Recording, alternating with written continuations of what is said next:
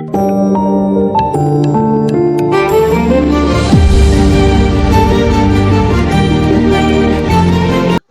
மக்களை, டிஆர்ஏ அகாடமில இருந்து இன்னைக்கான வீடியோ என்ன பார்க்க போறோம் அப்படின்னா, நிறைய பேர் நம்ம லைவ் போடுறப்பயோ நம்ம வீடியோ கீழே நம்ம குரூப்ல கேட்கிற விஷயம். ஸோ குரூப் 4 எப்படி அணுகணும், குரூப் 2 ப்ரிலிம்ஸ் எப்படி கிளியர் பண்ணணும், ஸோ அதுக்கு என்ன வே ஆஃப் டைப் இருக்கு, ஸோ இதை கொஞ்சம் பத்தி சொல்லுங்க, எப்படி படிக்கணும், எதை எப்படி இம்பார்ட்டன்ஸ் கொடுத்து படிக்கணும் அப்படின்னு நிறைய கேட்டிருந்தீங்க. அதற்காக ஒரு வீடியோ மேக் பண்ணலாம் சொல்லி இந்த வீடியோ மேக் பண்ணியிருக்கோம். இதுல 2025 வரக்கூடிய குரூப் 4 மற்றும் group 2 prelims, group 2A prelims இதை கிளியர் பண்ணணுமா, போஸ்டிங் வேணுமா, அதுக்கு என்னெல்லாம் பண்ணணும் அப்படின்னா ஒரு 5 ரூல்ஸ் இருக்குங்க. ஒரு 5 ரூல்ஸ் இருக்கு, அதை ஃபாலோ பண்ணணும். முதல் ஒரு 5 ரூல்ஸ் இருக்கு. இந்த ரூல்ஸ் இருந்தா தான் இந்த 5 ரூல்ஸ் நம்ம ஃபாலோ பண்ணாலே வந்து நம்மளுக்கு ஒரு கிளாரிட்டி கிடைச்சிடும். ஓகே, நம்ம இப்ப தேர்வுக்கு தயார் அப்படின்ற அந்த மனப்பான்மை வந்துடும். அதெல்லாம் sir 5 rules. First, download the syllabus. டிஎன்பிசியோடைய வெப்சைட்டுக்கு போனீங்க அப்படின்னா அங்க குரூப் 4க்கோ குரூப் 2க்கோ குரூப் 2ஏவோ குரூப் 1க்கோ சிலபஸ் இண்டிவிஜுவலா கொடுத்துருப்பாங்க. அதை வாங்கி டவுன்லோட் பண்ணி பிரிண்ட் அவுட் போட்டு கையில வச்சுக்கோங்க. ஸோ சிலபஸை பிரிண்ட் அவுட் போட்டு கையில வச்சுக்கோங்க. இப்ப சிலபஸ் கையில இருக்கு. அடுத்து ரெண்டாவது ஸ்டெப், ரெண்டாவது ரூல்ஸ் என்ன அப்படின்னா ஸ்கூல் புக்கை கலெக்ட் பண்ணணும். அது என்ன சார் ஸ்கூல் புக்கு? 6வதுல இருந்து 12வது வரை இருக்கக்கூடிய ஸ்கூல் புத்தகங்களை பள்ளி படித்து முடித்த மாணவர்களிடமோ இல்ல புத்தகத்துல பக்கத்துல புக் ஷாப் இருந்தா அங்கேயும் போய் வாங்கிக்க. ஸ்கூல் புக்கு மஸ்ட்டுங்க. நீங்க அடுத்து ஸ்கூல் புக்கை இல்லாம வேற சோர்ஸ் வச்சு படிக்கல கூடாது. ஸ்கூல் புக்கை வச்சு படிச்சுட்டு எக்ஸ்ட்ரா சோர்ஸுக்கு வேற ஏதாவது ஒரு அகாடமியோ வேற ஏதாவது இன்ஸ்டியூட் போற புக்கை படிச்சுக்கலாம். ஆனா ஃபர்ஸ்ட் ஸ்கூல் புக்ஸ். ஏன்னா அந்த ஸ்கூல் புக்ல இருந்துதான் 80 to 90% கொஸ்டின்ஸ் வரப்போகுது. 100%, 80 to 90% 100% இதுல தான் வரப்போகுது. அதாவது 80 to 90% சொல்றேன். இப்ப ஸ்கூல் புக்கு கலெக்ட் பண்ணிட்டீங்க. அடுத்து என்ன சார் பண்ணணும்? இப்ப நம்ம ஃபர்ஸ்ட் போட்டோம் இல்லையா சிலபஸ், அந்த சிலபஸை கையில எடுக்கணும். சிலபஸை கையில எடுத்து இப்ப பாலிட்டி படிக்கிறோம் வைங்களேன், பாலிட்டிக்குரிய சிலபஸ் இருக்கும். இங்கிட்டு ஸ்கூல் புத்தகத்தை வச்சுக்கிறோம். இப்ப வேர் டு ஸ்டடி கொடுத்துருப்பாங்க. இப்ப சிலபஸ்ல ஃபர்ஸ்ட் இந்திய அரசியல் அமைப்பின் முகவுரை கொடுத்துருக்காங்க அப்படின்னா அது எங்கெல்லாம் இருக்கு பாக்குறீங்க, ஒரு தடவை பாக்குறீங்க. அதுக்கப்புறம் புத்தகத்தை எடுக்கிறீங்க. இப்ப 6th இருக்கு அப்படின்னா 6th, 9th இருக்குன்னா 9th. இப்ப படிச்சு முடிச்சிட்டீங்க இந்திய அரசியலமைப்பின் முகவுரை. இப்ப அடுத்து என்ன சார் இருக்கு? இந்திய அரசியலமைப்பின் உரிமை, சோ கடமைகள், அரசு நெறிமுறை கோட்பாடு, இந்த மாதிரி வரிசையா வரும். அப்ப வேர் டு ஸ்டடி பாக்குறீங்க, சிலபஸை பாக்குறீங்க, புத்தகத்தை அப்படியே முடிச்சுட்டு வரீங்க. இது 3வது. 4வது வழி சார், இது 3 தான் பண்ணிட்டேன் அப்படின்னாலும் 4வது பண்ணல அப்படின்னா அது எவ்வளவு பெரிய ஆளாக இருந்தாலும் சரி அவன் இறுதி வரைக்கும் டிஎன்பிசி கிளியர் பண்ணவே முடியாது. எந்த ஒரு போட்டி தேர்வு கிளியர் பண்ண. Repeat revision, repeat RR method வாங்க. So repeat revision RR method. அது என்ன சார் ரிப்பீட் ரிவிஷன்? இப்ப இன்னைக்கு நான் 6வது தமிழ் புத்தகம் படிச்சுட்டேன், நியூ புக்கு படிச்சிருக்கேன் அப்படின்னா இன்னைக்கு நைட்டு நான் ரிவிஷன் பண்ணிடுவேன். பண்ணிட்டு விட்டுணுமா சார் அப்படின்னா கிடையாது. இப்ப நாளை மறுநாள்ல நான் 7th ஸ்டாண்டர்ட் படிக்கிறேன் அப்படின்னா 7th ஸ்டாண்டர்ட் பேரலா ஓடிட்டே இருக்கும். அன்னைக்கு நைட்டு 7th ரிவிஷன் பண்றப்ப நான் 6th ஒரு பக்கம் பார்த்துக்கிட்டே வருவேன். அப்ப என்ன ஆகும்? 6th கண்டினியூ ஆயிரும், 7th கண்டினியூ ஆயிரும். இப்ப 8th போறப்ப 7th லைட்டா அப்படியே பார்த்துக்கிட்டே வரணும் அது முடிக்கிற டயத்துல. ஸோ இப்படி பேரலா ரிவிஷன் பண்ணிக்கிட்டே இருக்கணும். அதற்கு அப்புறம் ரிவிஷன் பண்ணதுக்கு அப்புறம் டெஸ்ட் போட்டு பார்க்கணும். என்ன பண்ணணும்? டெஸ்ட் போட வேண்டும். அதெல்லாம் சார் டெஸ்ட் போடணும். நிறைய யூடியூப் சேனல்லையோ நிறைய அகாடமியோ காசு வாங்கியோ ஃப்ரீயாகவோ பண்றாங்க. நம்ம ஃப்ரீயா பண்ணிட்டு இருக்கோம். அதுல உங்களுக்கு எது பெஸ்டா தோணுதோ அதை ஜாயின் பண்ணுங்க. ஜாயின் பண்ணி ரெகுலரா அவங்களுடைய ப்ரொசீஜரை ஃபாலோ பண்ணுங்க. உங்களுக்கு அது ஓகேவா இருந்துச்சுன்னா அவங்களுடைய மெத்தடை ஃபாலோ பண்ணி ரெகுலரா டெஸ்ட் போட்டுட்டே வாங்க. ஏன் சார் டெஸ்ட் போடணும்? நான் டெஸ்ட் போடாம கிளியர் பண்ண முடியுமானா முடியும். ஆனா டெஸ்ட் போடுறப்ப என்ன ஆகும் அப்படின்னா நம்மளுக்கு நம்ம படிக்காத ஒரு 20 கேள்வி நிறைய தெரிஞ்சுக்கலாம். ஒரு 80% கேள்வி புத்தகத்துல வந்து 20% கேள்வி எடுக்கிறவங்க வேற எங்கேயாவது கேட்பாங்க. ஸோ அந்த கேள்வியில நம்மளுக்கு ஒரு கேள்வி இடம் பெற்றவங்க கூட நம்மளுக்கு பரீட்சைகள் ரொம்ப உதவும். அதே மாதிரி நம்ம ஓஎம்ஆர் ஷீட்ல எழுதி பழகிறப்ப என்ன ஆகும் அப்படின்னா சில தவறுகளை திருத்திக்கிறலாம். எந்ததுக்கு எவ்வளவு டைம் கொடுக்கணும், ஸோ இந்த மாதிரியான விஷயங்கள் எல்லாம் ப்ராக்டிஸ் பண்ணதான் வரும். ஸோ அதனால டெஸ்ட் போடுறங்க. இப்ப நான் அந்த 5 ரூல்ஸை ஃபாலோ பண்ணிட்டேன் சார். அடுத்து என்ன சார் பண்ணணும்? அடுத்து அப்படின்னா ஃபர்ஸ்ட் டிஎன்பிசியை பொறுத்த வரைக்கும் 200 வினாக்கள் இடம்பெறும். 200 வினாக்கள். ஒவ்வொரு வினாவிற்கும் 1.5 மதிப்பெண்கள். ஸோ மொத்தம் 300 மதிப்பெண்களுக்கு தேர்வு நடைபெறும். இது எல்லாருக்கும் தெரிஞ்சது. ஸோ தமிழை பொறுத்த வரைக்கும் 100 கேள்விகள் இடம்பெறும். எவ்வளோ? 100 கேள்விகள் இடம்பெறும். இந்த 100 கேள்வியில நம்ம 95 பிளஸ் அடிக்கலாம். 100க்கு 100 அடிக்கலாம். 95 எளிமையாக எடுக்கலாம். அது எதுக்கெல்லாம் என்ன பண்ணணும்? ஸோ 95க்கு மேல எதுக்கு என்ன சார் பண்ணணும் அப்படின்னா, ஃபர்ஸ்ட் தமிழை பொறுத்த வரைக்கும் நியூ புக் இருக்கு இல்லையா, school wise 6th to 10th இந்த ஸ்கூல் புக்கை நல்லா படிங்க. மேக்சிமம் ஆஃப் த டைம் வந்து 9th 10th ரொம்ப தெளிவாக படிங்க. ஏன்னா 100 மதிப்பெண்கள் இருந்து 50% கேள்வி 60% கேள்வி இந்த 9th 10th இருந்து வரப்போகுது. ஸோ அதை நல்லா டெப்தா படிங்க. 6th 7th 8th பொறுத்த வரைக்கும் ஒரு சில கேள்விகள் இடம்பெறும். ஆனா 9th 10th பொறுத்த வரைக்கும் நிறைய கேள்விகள் இடம்பெறும். ஸோ அப்போ ஃபர்ஸ்ட் 6th to 10th வரை இருக்கக்கூடிய நியூ புக்கை ஸ்கூல் புக் வைஸ் படிங்க. சிலபஸ் வைஸ் படிக்க சொல்ல ஸ்கூல் புக் வைஸ் படிங்க. இப்போ 6th ஸ்டாண்டர்ட் எடுத்துட்டீங்க அப்படின்னா ஃபுல்லா 7th standard 8th standard 9th standard 10th standard. இப்போ நான் முடிச்சிட்டேன் சார். அடுத்து என்ன சார் அப்படின்னா, அடுத்து school book wise old book படிக்கணும். 6th to 10th வரைக்கும்.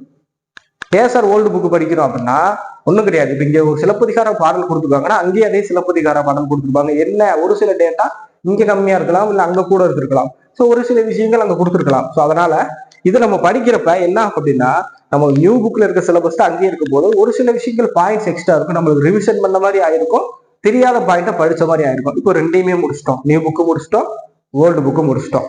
அடுத்து என்ன சார் பண்ணணும்? அடுத்துதான் சிலபஸ் வரணும். தமிழை பொறுத்த வரைக்கும் பகுதி ஆ ஈன்னு ஒரு 3 பகுதி பிரிச்சிருப்பாங்க. பகுதி ஆவை பொறுத்தவரை ஒரு 21 டாபிக் கொடுத்துருப்பாங்க. அதுல இந்த பழமொழிகள், பிரித்தெழுதுக, ஊமை தொகை, ஸோ இந்த மாதிரியான விஷயங்கள் 1 வேர்ட்ஸா இருக்கும். ஸோ அதெல்லாம் ஃபர்ஸ்ட் சிலபஸ் மீறி முடிக்கிறீங்க. அந்த 21 அதற்கு நம்ம வீடியோ கிளாஸ் கொடுத்துருவோம், நாங்கள் உங்களுக்கு படிக்க வச்சிருவோம். ஸோ இப்போ இதை முடிக்கிறீங்க. இப்போ இதை முடிஞ்சு அடுத்த பகுதி ஆக்கு போனீங்கன்னா இலக்கியங்கள் இருக்கும்.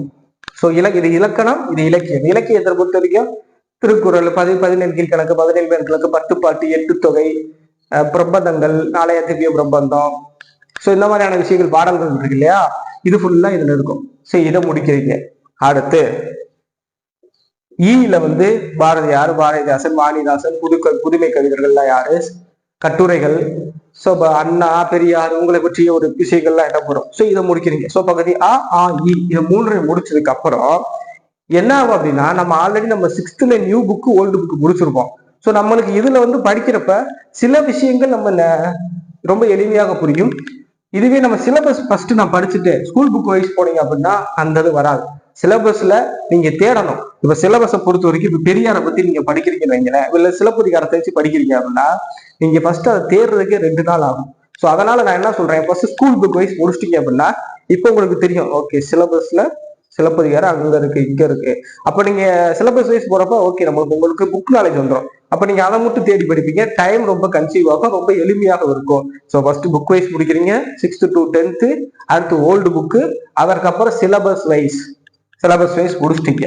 சிலபஸ் வைஸ் ஃபுல்லா முடிச்சிட்டீங்க. அடுத்து சார் சிறப்பு தமிழ்ல இருந்து கேள்வி நிறைய வருதே சார் அப்படின்னா, சிறப்பு தமிழ்ல இருந்து 8 கேள்வி 10 கேள்வி வச்சுக்கலாம். அதிகபட்சம் 10 கேள்வி வரும். நீங்க 90 கேள்வி வரதை படிக்கணுமா, 10 கேள்வி வரதுக்கு அதுக்கு இம்பார்ட்டன்ஸ் கொடுக்கணுமா? 90 கேள்வி.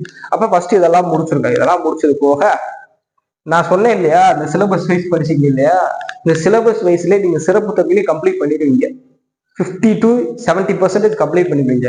பாக்கி இருக்கக்கூடிய 30% சிலபஸ்ல எங்கெல்லாம் சிறப்பு தமிழ் இருக்கு, சிறப்பு தமிழை பொறுத்த வரைக்கும் எல்லாத்தையும் படிக்க வேண்டாம்.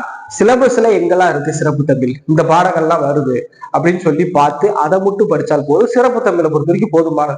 இப்ப நான் இந்த நாளை படிச்சுட்டேன் சார், இப்ப நாளையுமே நான் படிச்சுட்டேன். அடுத்து அவ்வளவுதான். டெஸ்ட் போட்டு பாருங்க, ரிவிஷன் பண்ணிக்கிட்டே இருங்க.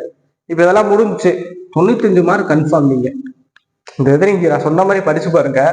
படிச்சுட்டு நான் சொல்ற மாதிரி நீங்க டெஸ்ட் போட்டு பாத்தீங்க அப்படின்னா 95 மதிப்பெண்களுக்கு மேல உங்களுக்கு கண்டிப்பாக போடணும். நீ 100க்கு 100 போடலாம். ஸோ தமிழை பொறுத்த வரைக்கும் இப்படித்தான் படிக்கணும். இதுதான். அதே மாதிரி ஒரு விஷயம் புரிஞ்சுக்கோங்க, ஒரு டிஎன்பிசி கிளியர் பண்ணணும் அப்படின்னா டெய்லி படிக்கணும். அது தமிழுக்கு, மேக்ஸ், சிஎஸ். ஸோ இதற்கு ஒரு 4 மணி நேரம் உங்களால படிக்க முடியுது அப்படின்னா எல்லாத்திற்கும் 1.5 மணி நேரமாவது கரெக்டா டைம் கொடுத்து டெய்லியும் படிக்கணும். டெய்லி மேக்ஸ் பார்க்கணும், டெய்லி தமிழ் பார்க்கணும், டெய்லி ஜிஎஸ் படிக்கணும். ஸோ இந்த மாதிரி ரெகுலரா படிங்க, ரொம்ப எளிமையா கிளியர் பண்ணலாம். ஸோ இப்போ தமிழ் 95 மதிப்பெண்கள் எடுப்பது எப்படின்னு சொல்லியாச்சு. அடுத்து மேக்ஸ், ஜிஎஸ் பத்தி சொல்றேன். அடுத்து மேக்ஸ்ல 25 கொஸ்டின் வரும்.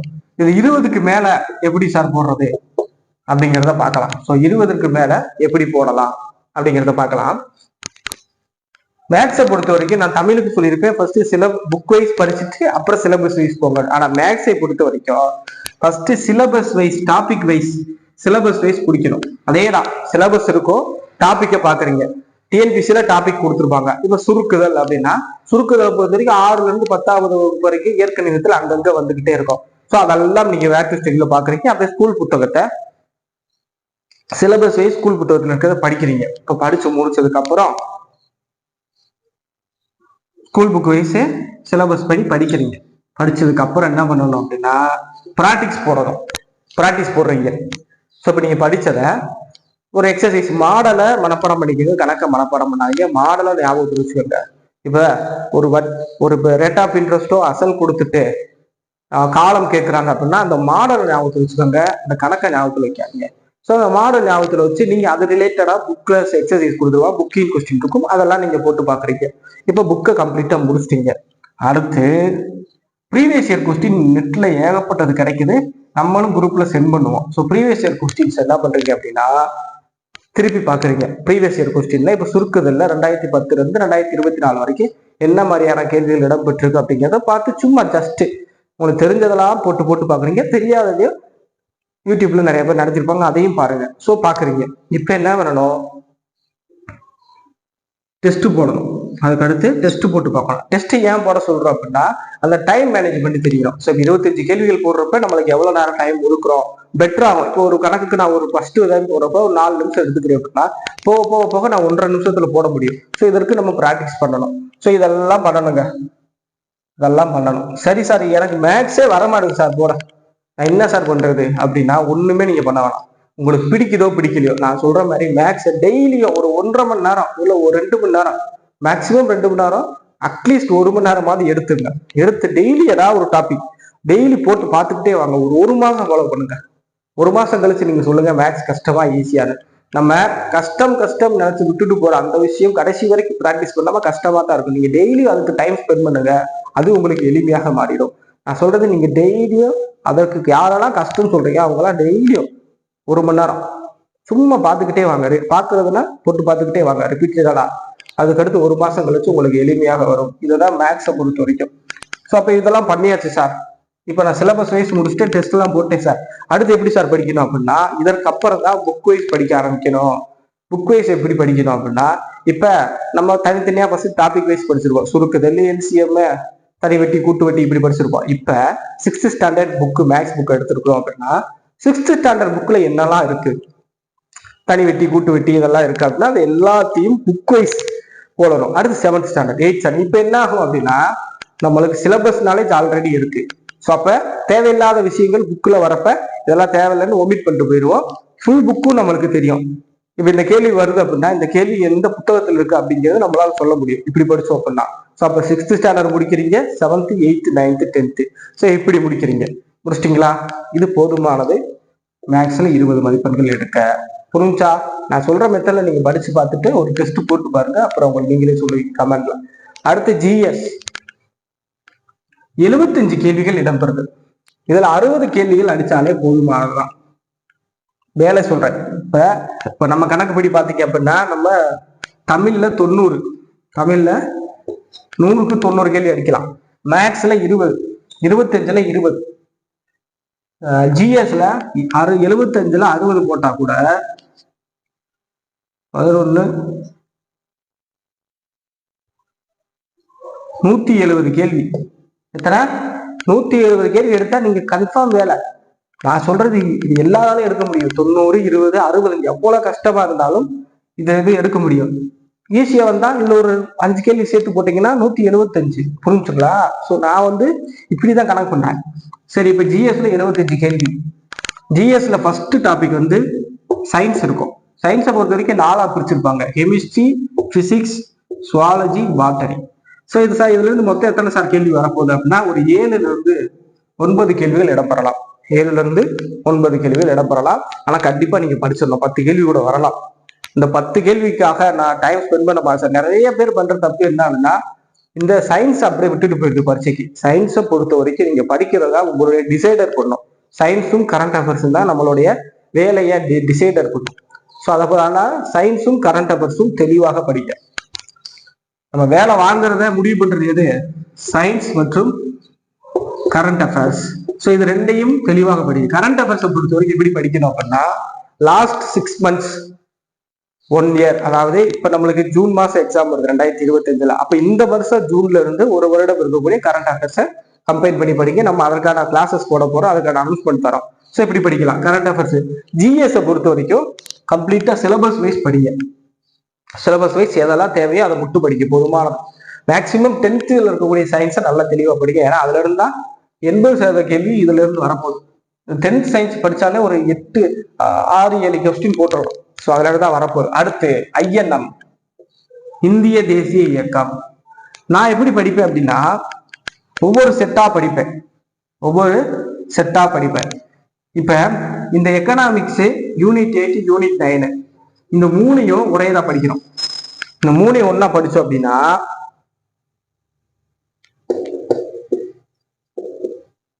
25 மதிப்பெண்கள் டு 30 மதிப்பெண்கள் இந்த 3 டாபிக்ல இருந்து வரும். அப்ப இது வந்து அதிகமான ஸ்கோர் பண்ற டாபிக். ஸோ 25ல இருந்து 30 மதிப்பெண் கன்ஃபார்ம் எடுக்கலாம். எக்கனாமிக்ஸ் யூனிட் 8 யூனிட் 9 இந்த 3ஐயும் வச்சு. ஸோ அப்ப இப்படி படிக்கணும். அடுத்து ஹிஸ்டரி ஐஎன்எம், இது ரெண்டையும் ஒன்னா படிக்கணும்.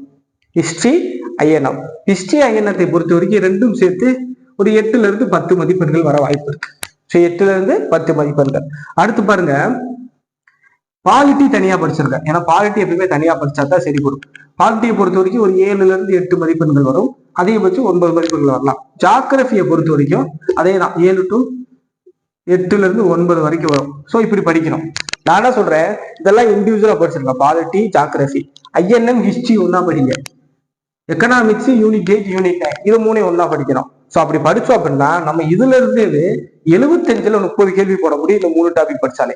ஸோ அப்ப எதை படிச்சா அதிகமான கொஸ்டின் போட முடியுமோ அதை தேர்ந்தெடுத்து படிக்கணும். அதற்கு இம்பார்ட்டன்ஸ் கொடுக்கணும். நம்ம டெஸ்ட் பேஜ்லயே பாத்தீங்க அப்படின்னா ஃபர்ஸ்ட் பாலிட்டி முடிச்சிருப்போம்.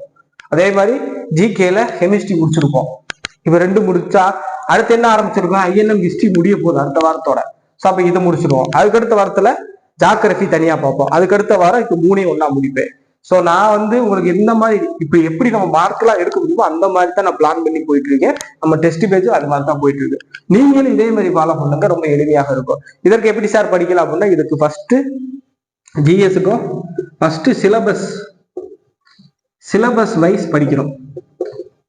சிலபஸ் வைஸ் எங்கெல்லாம் இருக்கு, வேர் ஸ்டடி நிறைய பேர் கொடுக்குறாங்க, நம்மளும் கொடுத்துருக்கோம். அதைப்படி எங்கெல்லாம் இருக்குன்னு படிக்கிறீங்க. அடுத்து புக் வைஸ், சிலபஸ் வைஸ் படிக்கிறீங்க இல்லையா, அதுக்கடுத்து என்ன பண்ணணும் அப்படின்னா ரிவிஷன் பண்ணுங்க. நெக்ஸ்ட் டெஸ்ட் போடுங்க, ப்ரீவியஸ் இயர் கொஸ்டின் பாருங்க. அதற்கப்புறம் எல்லாம் முடிச்சிட்டேன் சார், கம்ப்ளீட்டா முடிச்சிட்டேன்றப்ப புக் வைஸ் படிக்க ஆரம்பிங்க. 6th to 10th, 11th to 12th. So இதை புக் வைஸ் படிக்க ஆரம்பிங்க.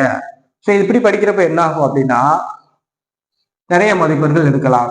இன்னொரு முக்கியமான விஷயம் என்ன அப்படின்னா, இதெல்லாம் தாண்டி நான் 100க்கு 100 எடுக்கணும் அப்படின்னா கவர்மெண்ட் மெட்டீரியல் இருக்கும். அதாவது டிஎன்பிசி அப்லோட் பண்ணிருப்பாங்க, ரத்த ஓட்ட மண்டலம் இதற்கு அதற்குன்னு சொல்லி அவங்க ஒரு பிடிஎஃப் கொடுத்துருப்பாங்க. அதுல இருந்து கேள்விகள் ஒரு 5ல இருந்து 10 கேள்விகள் மொத்தமாக வரும். இந்த 200 கேள்வியில ஒரு 10 கேள்வி அதுல இருந்து எதிர்பார்க்கலாம். அந்த 10 கேள்வி நீங்க போடணும் அப்படின்னா கவர்மெண்ட் மெட்டீரியல் ஒரு தடவை வாட்சிக்கங்க. அதுலயுமே இது ரிலேட்டடாகத்தான் இருக்கும். ஒரு சில விஷயங்கள் சேர்த்து கொடுத்துருக்கலாம், முக்கியமான பாயிண்ட்ஸ். ஸோ அப்ப இதெல்லாம் பண்ணிட்டீங்க சார். அடுத்து என்ன சார், 2025ல போஸ்டிங் வாங்கிறதா? ஸோ இதெல்லாம் ப்ராப்பரா டெய்லி பண்ணுங்க, கன்ஃபார்ம் வேலை வாங்கலாம். சரிங்களா? அப்ப என்னென்ன பண்ணனா, தமிழை பொறுத்த வரைக்கும் நம்ம டார்கெட் வந்து 100க்கு எளிமையாக 90 அடிக்கலாம். ஆனா நம்ம 95 அடிக்கிறோம், 95க்கு மேல அடிக்கிறோம். அதே மாதிரி மேக்ஸ்ல 25 கேள்வியில எவ்வளவு கஷ்டமா கேட்டா 20க்கு மேல போடுறோம். ஈஸியா இருந்துச்சா 25க்கு 25. ஜிஎஸ் பொறுத்த வரைக்கும் 75ல 65 பிளஸ் போடுறோம். 60 போட்டலாம், 66 போடலாம். 65 பிளஸ் போட்டீங்க அப்படின்னா 175 கேள்வி போட்டா கன்ஃபார்ம் வேலை. எவ்வளவு கஷ்டமா இருந்தாலும் சரி இந்த கட் ஆஃப் அடிச்சிட்டீங்க அப்படின்னா கன்ஃபார்ம் வேலை. 175 கேள்வி அடிக்கணும், மார்க் கிடையாது, கேள்வி. ஸோ இதுதாங்க மெத்தட். ஸோ நிறைய பேர் கேள்வி கேட்டுருந்தீங்க சார் எப்படி படிக்கணும், எதற்கு இம்பார்ட்டன்ஸ் கொடுக்கணும், சிலபஸ் வைஸ் போடுமா, புக் வைஸ் போடுமா, மேக்ஸுக்கு என்ன பண்ணணும், ஜிஎஸ்க்கு என்ன பண்ணணும், நிறைய கேள்விகள் வந்துச்சு. ஸோ நான் அதற்கு ஒவ்வொரு வட்டமும் நான் பதில் சொல்லியிருப்பேன். இருந்தாலும் ஒரு முழுமையான ஒரு வீடியோ போட்டோம் அப்படின்னா உங்களுக்கு ஒரு தெளிவான ஒரு இதா இருக்கும் சொல்லி தான் இன்னைக்கு இந்த வீடியோ மேக் பண்ணியிருக்கோம். ஸோ இந்த வீடியோ படி உங்களுக்கு பிடிச்சிருந்தால் இதை ஃபாலோ பண்ணுங்க. ஆனா ரொம்ப எளிமையான ஒரு மெத்தட். இதை நீங்க ஃபாலோ பண்ணி ஒரு டெஸ்ட் பேஜ் போட்டு பாருங்க, உங்களுக்கு ரிசல்ட் கிடைக்கும்.